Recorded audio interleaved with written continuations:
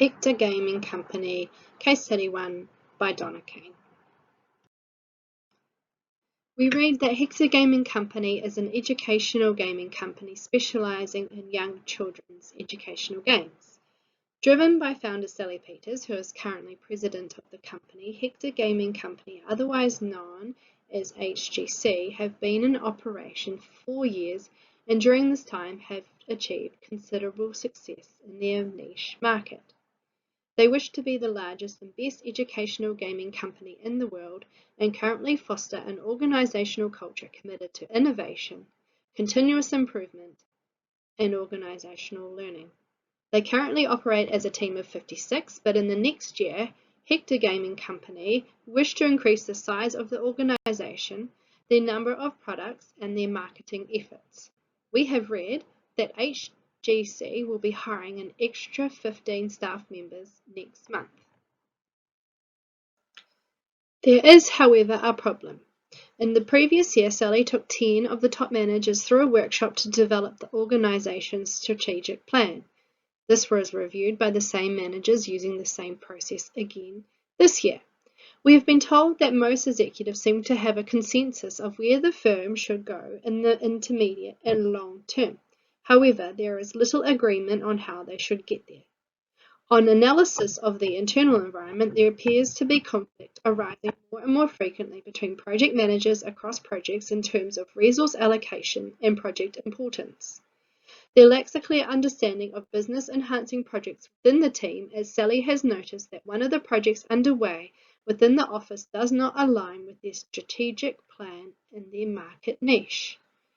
Externally, competitors are forming in the marketplace by recognizing the value of product delivery in this niche market, and competitors are looking to poach valuable staff from HGC.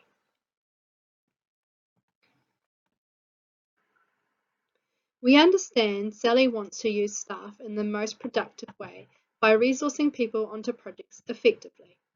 She wants to keep track, focus, and align with their strategy so HGC are ready to meet any potential competition.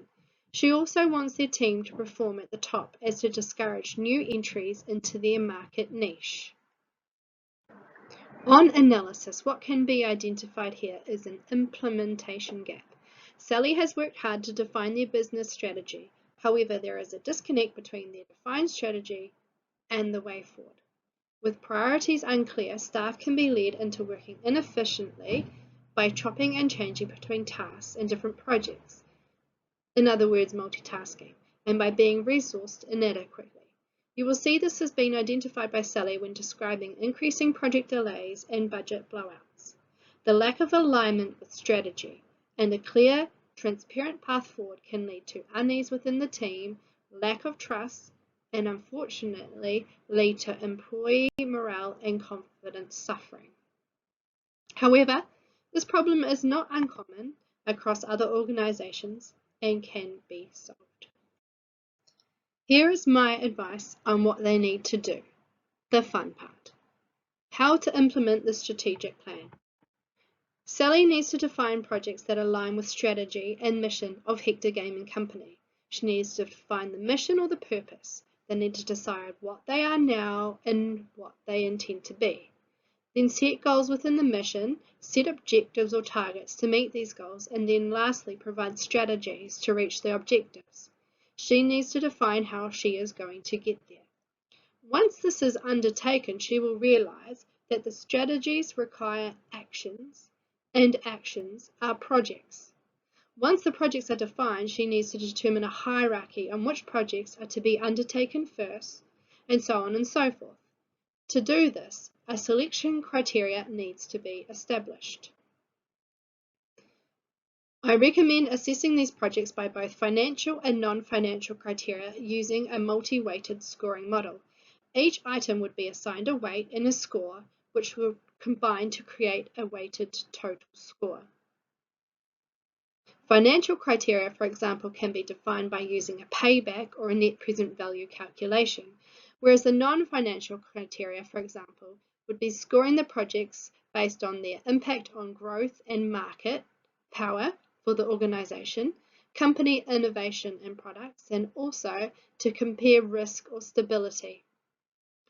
The next step would then be to classify these projects in terms of compliance, strategy, or operation, and then agree on a balance between all of these projects to align with the total budget available and the available resources. Projects can then be assessed using a gate model, where the projects are reviewed and assessed at each project phase to determine whether they go ahead, they are cancelled, or they are resubmitted in the future. The expected result: a holistic approach to align projects with the organisation and the available resources. The project managers will have an understanding as to why their project was selected and how it contributes to the strategy and organisation goals of their organisation. A strategic plan and assessed selection criteria helps to remove wasteful projects and free up resources and budget for projects that provide a recognised benefit. It builds discipline into project selection process and can help to remove politics or emotion. And for example, sacred cow projects could then be exposed. A carefully organised scoring model can help balance the portfolio, manage risk, the ability to recognise and resource for the pearl projects, and remove the white elephants. Thank you.